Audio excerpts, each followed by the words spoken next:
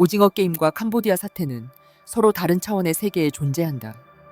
하나는 넷플릭스의 가상 공간 속에 세워진 살인 놀이이고, 다른 하나는 동남아의 땡볕 아래에서 실제 인간의 피와 살로 돌아가는 착취의 현실이다. 그러나 그 구조와 본질을 들여다보면 놀라울 정도로 닮아 있다. 두 세계 모두 절망한 인간을 자원으로 삼고 고수익이라는 미끼로 그들을 덫에 빠뜨린다. 이름만 다를 뿐 시스템은 같다. 캄보디아의 범죄 단지들은 표면적으로는 일자리 시장의 일부처럼 위장되어 있다. 명함 디자인 의뢰, 해외 고소득 직장, 투자 분석 보조와 같은 말들이 사람들을 유혹한다. 그러나 그 미끼 뒤에는 철저히 계산된 인신 포획 시스템이 숨어 있다. 실제 오징어 게임에서도 명함은 단순한 초대장이 아니라 인간의 욕망을 가동시키는 기호로 작동했다. 주인공이 빚에 쫓기다 낯선 남성에게 명함을 건네받는 장면은 바로 부의 약속을 통한 통제의 첫 걸음이었다. 캄보디아에서의 명함과 계약서, 초대 메시지 역시 같은 기능을 했다. 희망의 언어로 포장된 함정, 그것이 착취 구조의 입구다. 그 입구를 넘는 순간 인간은 노동자가 아니라 자산으로 분류된다. 공항을 지나 국경을 넘어가면 기다리고 있는 것은 해외 직장이 아니라 감금 구역이다. 수백 명이 철창 안에 갇혀 한밤에도 불이 꺼지지 않는 작업실에서 키보드와 전화기를 붙잡고 살아간다.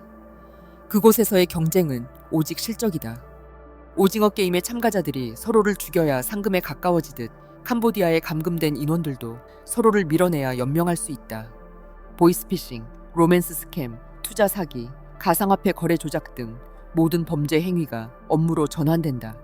조직은 CCTV와 전산 시스템을 통해 이 모든 과정을 실시간으로 통제한다. 실적이 좋으면 보너스, 실적이 나쁘면 폭행. 인간의 존엄은 데이터로 환산되고 수익 그래프가 곧 생사의 기준이 된다.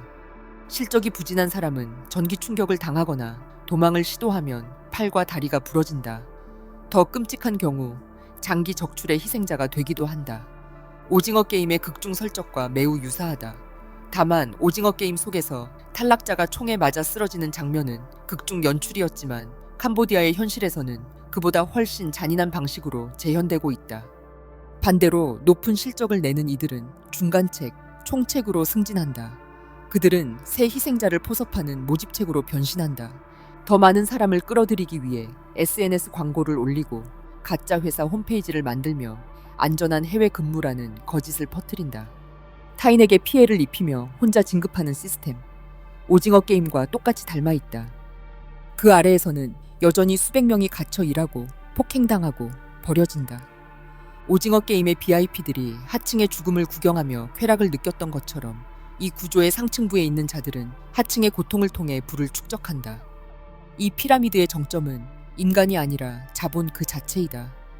이 시스템이 더욱 무서운 이유는 국가가 이를 사실상 방조하고 있다는 점이다. 캄보디아 정부는 외국인 범죄단지의 존재를 부인하거나 축소해왔다. 그러나 이미 푸놈펜 외곽, 시아 누크빌, 보레이 등지에는 수십 개의 리조트형 감금단지가 운영되고 있다. 중국계 자본이 만든 고층 건물 안에는 도박 서버와 사기 본부가 함께 돌아가며 외부에서는 호텔처럼 꾸며져 있다. 오징어 게임의 세트가 기묘한 질서로 구성된 것처럼 이곳 역시 외형은 회사의 모습을 하고 있다. 그러나 그 내부는 인간을 갈아넣는 공장이다. 더 놀라운 것은 이 범죄 단지가 세계 디지털 범죄의 허브가 되었다는 사실이다. 그 안에서 조작된 로맨스 스캠 메시지가 유럽으로, 미국으로, 한국으로 흘러간다. 피해자는 전 세계에 흩어져 있지만 발원지는 동일하다. 한때 동남아의 개발 도시로 불렸던 시아누크빌은 이제 디지털 노예 시장이라는 오명을 뒤집었었다. 그리고 이 모든 것은 오징어 게임의 한 문장으로 요약된다. 당신은 빚을 갚고 싶습니까? 인간의 절망은 언제나 시스템의 연료가 된다. 오징어 게임은 허구였다. 그러나 그 안에 담긴 상징은 현실을 예언했다.